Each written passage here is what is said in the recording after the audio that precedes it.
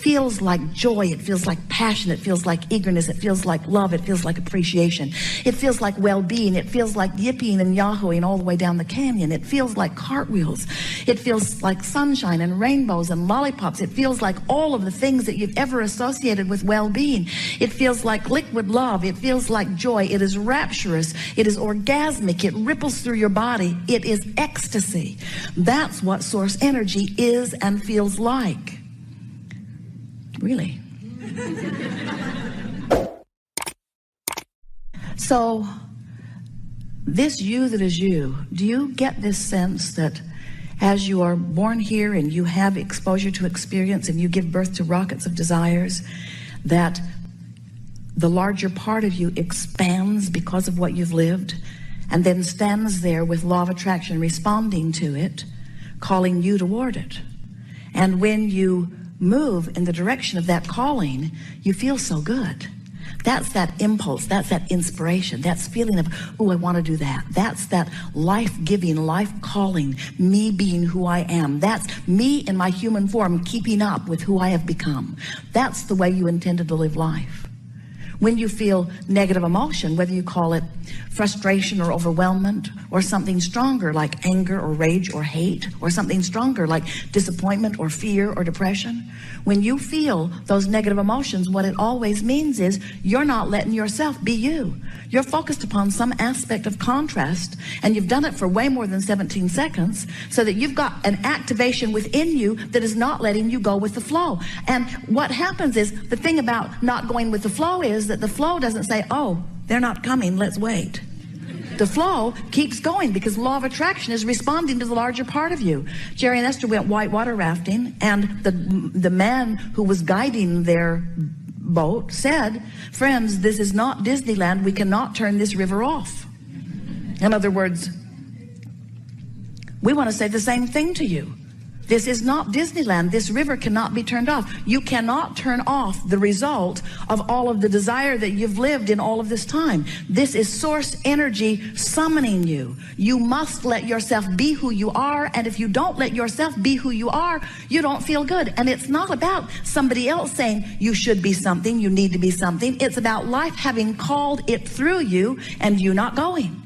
And when you don't go, it doesn't feel good. And when you do go, it feels oh so good. And do you know, you don't even have to go and receive the full manifestation of it. You just have to no longer not go.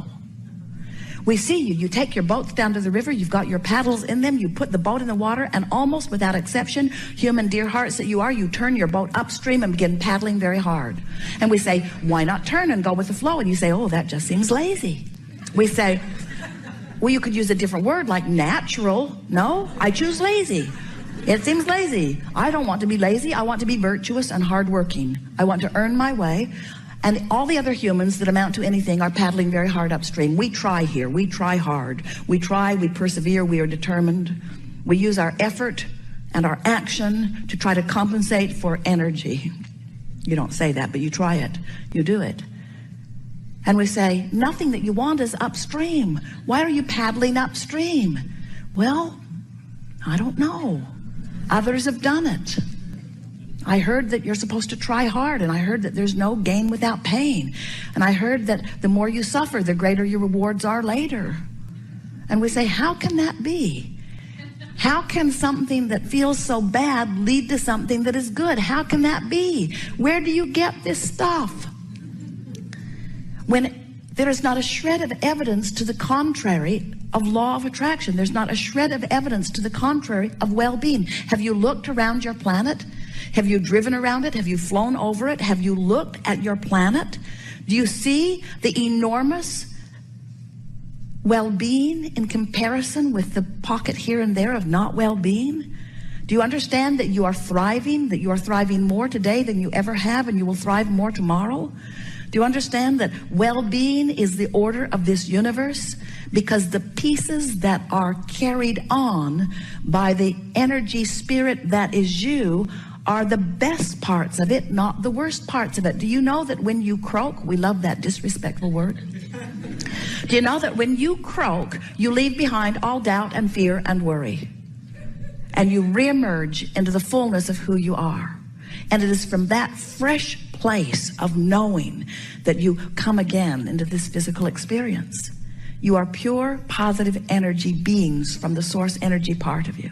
So, the reason that we're here talking with you is because you come asking us, you want to know how this all fits together.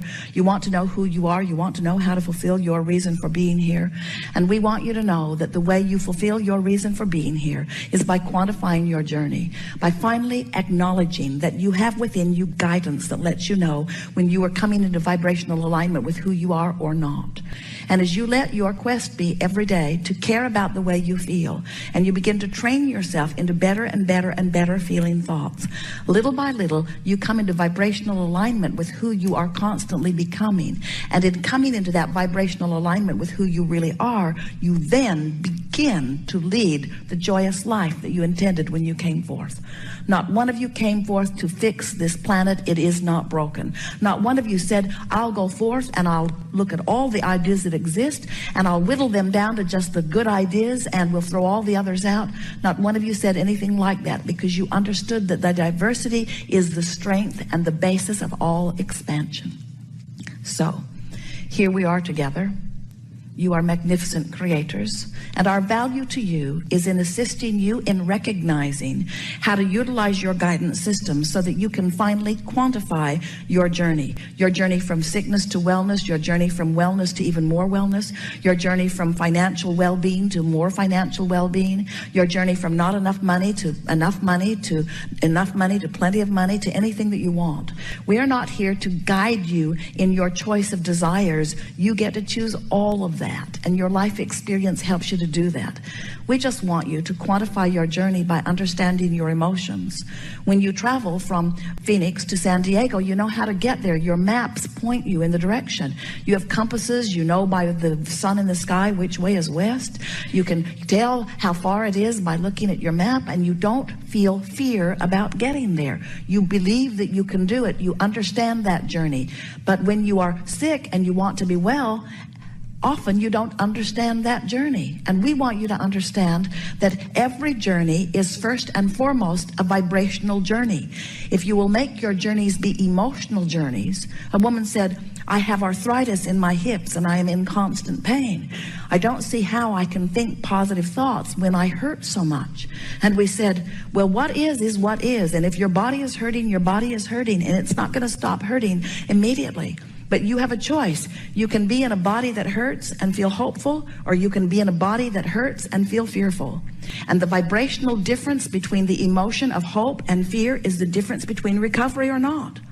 As doctors and scientists are looking for cures, they keep coming up with another cure, you apply it, and then you keep coming up with another disease. Because you are not dealing with the resistance that causes the diseases. You're creating endless diseases out of your resistance to wellness, you see.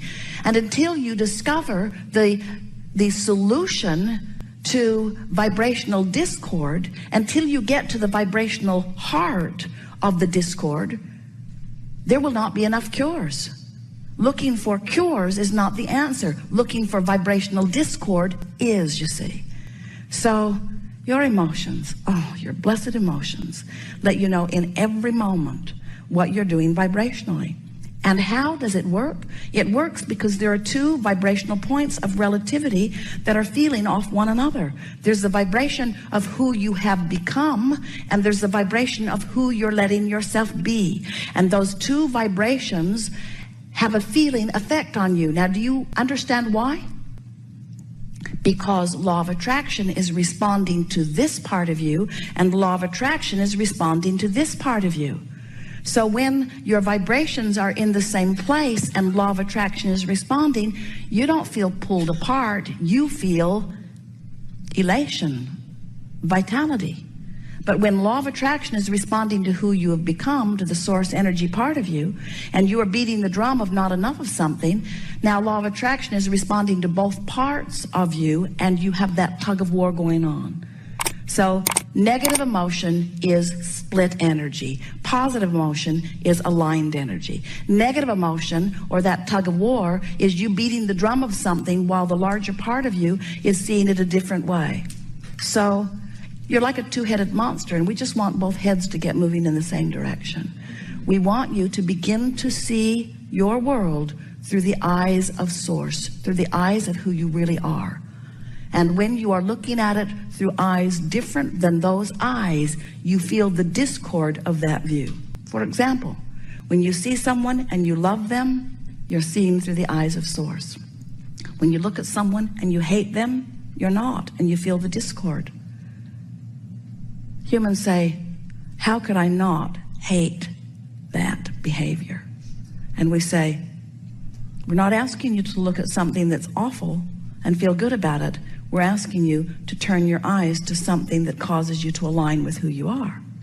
Oh, you mean put my head in the sand? You mean let that bad thing go on? And we say, you have a choice. You can look at it and cause separation between you and you, or you can look at something that doesn't cause separation between you and you. But don't I have a duty to look at things that are wrong to try to make them better? You can't make something better by looking at something that is wrong. Following? Well, that's about as clear as we've ever stated it. You are the creator of your own reality, and you get to choose what you turn your attention to. But law of attraction does not make it easy for you to make those changes, because as you've been beating the drum of something for a while, you have habits of thought. That's what you call a belief. A belief is just a thought that you keep thinking. And we want to say to you that law of attraction is the culprit, the blessed, consistent culprit that makes it difficult for you to change your thought. So there has to be a reason that you'd want to do it. And here's what it is. You'll feel better. Humans say, what else? Well, you'll get everything you want. Oh, okay. But you have to care about how you feel first. You have to care enough that you feel better, that you're willing to reach for a thought that is a little hard to reach for, because law of attraction makes it easy to keep beating that drum where you've been beating it. Have you ever had something that was really bothering you and you were ragging on and on about it, and some fool with you tried to change the subject? And you kept finding a way to bring it back around and back around and back around. Then they try to change the subject. Finally, you just say, I'm not enjoying talking to you because you want to talk about this. And the reason you want to talk about that is because it's active within you, and law of attraction is supplying you with all kinds of thoughts that match it. And pulling away from that isn't the easiest thing to do. But when you care about feeling good, and feeling good matters more, then you will reach for the best feeling thought. And many people, some bright-eyed person over here, all optimistic, will say, you should come over here and think like me. And you just want to punch their lights out, because not only do you right then not want to go over there and think like them, because law of attraction's got this compelling thing going on for you, but you can't go over there and think like them. You can't, because this is what's most active. So what you want to do is just reach for something that feels a little better and a little better and a little better and a little better, and before you know it, you've come back into alignment with who you are.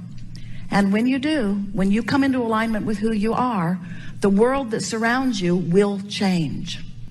Different drivers will drive around you. It's really a fascinating thing to see.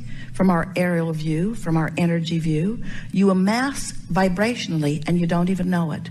You look around humanity, do you know you're walking through the streets with all kinds of people with all kinds of different intentions, but the rendezvous points are only when something's active within you that matches something that's active within them?